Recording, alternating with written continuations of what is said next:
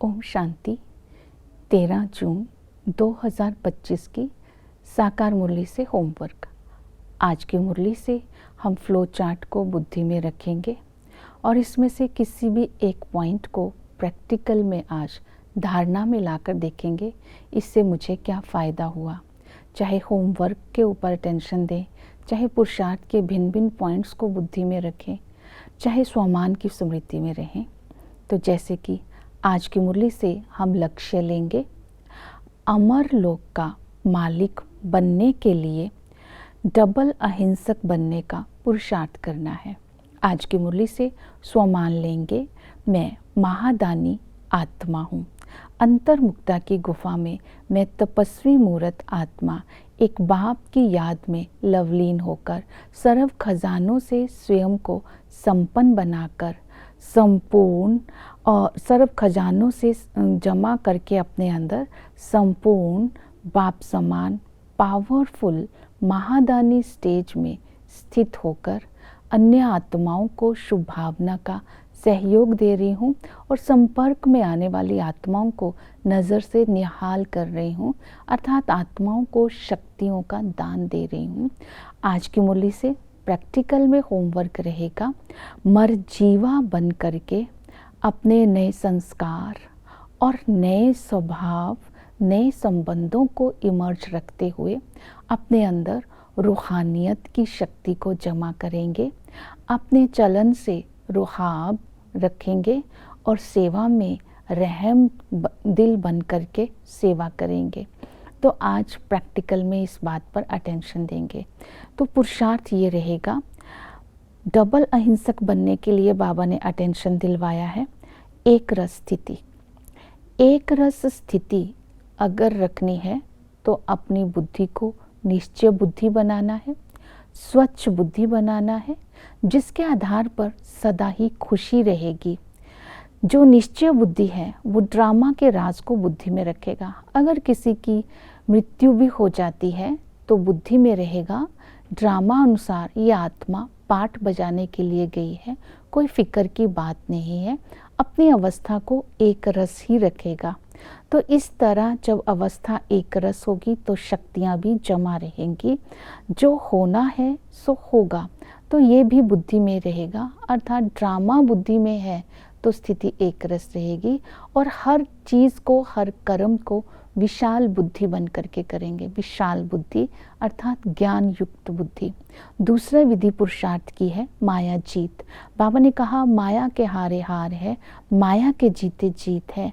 माया विकारों के रूप में अटैक करती है, संकल्पों के द्वारा अंदर आती है। तो ये स्वमान में रहना है, मैं नॉन वायलेंस आत्मा हूँ, मैं डबल अहिंसक आत्मा हूँ। इसी तरह जब ये स्मृति में रहेगा तो निर्विकारी बन करके रहेंगे। ना लड़ाई झगड़े की, यहाँ डबल अहिंसक का अर्थ है ना लड़ाई झगड़ा करना है, ना विकार में जाना है। हमारी कोई से लड़ाई तो नहीं है, तो हम डबल अहिंसक हैं। अपनी चलन में पवित्रता धारण करने के लिए अपने अंदर ब्राह्मण जीवन को स्मृति में रखना है। दूसरा है मर्यादाओं में रहना है। इस सुबह से शाम तक अगर हर कदम मर्यादा के अंदर होगा तब हम श्रीमत पर चलेंगे, मर्यादा पुरुषोत्तम बन जाएंगे। अर्थात डबल अहिंसक आत्मा ही उत्तम आत्मा बन सकती है। तो इसकी विधि है मर्यादाओं पर चलना। तीसरी विधि बताई है रूहानियत, रुहाब और रहम का बैलेंस करना। रूहानियत बोलते हैं जब हमारे संकल्प की, वृत्ति की, स्मृति की, बुद्धि की पवित्रता होती है, जो बाबा की याद से होती है। रुहाब होता है जब हमारे स्वभाव में सरलता, हमारी दृष्टि निर्मल, हम निमित्त भाव से, निर्माण स्वभाव से हर कर्म करते हैं, तो वो रुहाब हमारे चेहरे से दिखाई देता है।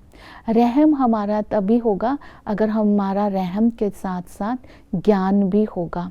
रहम ज्ञान युक्त होना चाहिए, तो बाबा कहते हैं तुम्हारी मर्यादा बनी रहेगी। तो इन बातों का ध्यान रखेंगे तो हम डबल अहिंसक बन जाएंगे।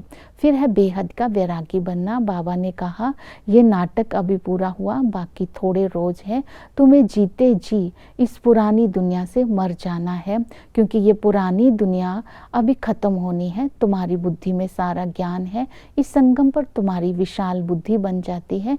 जो जीते जी मर जीवा बनते हैं वो ही विजय माला में आते हैं। तो अपनी राजधानी की स्मृति में रहना है, क्योंकि अभी इस पुरानी दुनिया में खूने नाहक खेल होना है, सब कुछ खत्म हो जाना है। तो इस दुनिया से दिल नहीं लगानी है। तो बाबा आकर के हमें नई दुनिया की स्मृति दिलाते हैं, पुराने से वैराग्य दिलाते हैं। फिर बाबा ने कहा याद में रहना है। एक बाप की याद से ही विकर्म विनाश होते हैं और आत्मा सतोप्रधान बनती है। यथार्थ पहचान और संबंध। यथार्थ पहचान में आत्म अभिमानी बनना है। मैं आत्मा हूँ, मैं इस शांति धाम की रहवासी हूँ, इस शरीर में पाठ बजाने के लिए आती हूँ। ये चोला बदली करते करते पुनर्जन्म लेते मैं अभी नीचे आई हूँ। मैं एक्टर हूँ, मैं ही 84 जन्मों का पाठ बजाती हूँ। मैं छोटा सा सूक्ष्म बिंदु हूँ। तो इस तरह अपनी आत्मा का चिंतन करना है, परमात्मा का चिंतन इस तरह करना है। वो ज्ञान का सागर है, ऊंचते ऊंच है, वो निराकार है, करण करावनहार है, नई दुनिया का रचता है। संगम पर ब्रह्मा के तन में आकर के हमें ब्राह्मणों को रचता है। बाप दादा इस संगम पर हाईएस्ट है। उनसे संबंधों से हम क्या वर्षा मिलता है? पिता के संबंध से हमें विश्व की राजाई मिलती है, जिसे कोई भी छीन नहीं सकता है। तो इस खुशी में खगियां मारनी चाहिए। वो टीचर आकर के ज्ञान देता है, तो हमें राजयोग सिखाता है, तो हम अमर लोक में जाने लायक बन जाते हैं। समझाने जो इस ज्ञान को अच्छी रीति समझते हैं, बाप उनको पुचकार देते हैं। ये पढ़ाई सोर्स ऑफ इनकम है, इसलिए पढ़ाई बहुत अच्छी रीति पढ़ना है। जैसी पढ़ाई पढ़ेंगे वैसा ही फल मिलेगा। अल्फ और बे की पढ़ाई बाबा पढ़ाते हैं। सतगुरु को जगत गुरु भी कहते हैं। वो सर्व के सदगति दाता है, हमें पावन बना करके साथ ले जाते हैं। तो इस तरह चक्र को बुद्धि में रखना है कि आदि में ही हम आत्माएं देवताएं थे, राज्य करते थे, सतो प्रधान थे। वहाँ पर आत्मा का ज्ञान था, परमात्मा का ज्ञान नहीं था। जैसे ही रावण ने मध्य में राज्य को छीन लिया, तो आत्मा को भी भूल गए, परमात्मा को भी भूल गए, घर को भी भूल गए, और इसी तरह भक्ति करते करते नीचे आ गए। और अंत में बाबा आकर के हमें स्वर्गवासी बनाते हैं, हमें पुरुषार्थ करा के पुरुषोत्तम बनाते हैं। ओम शांति।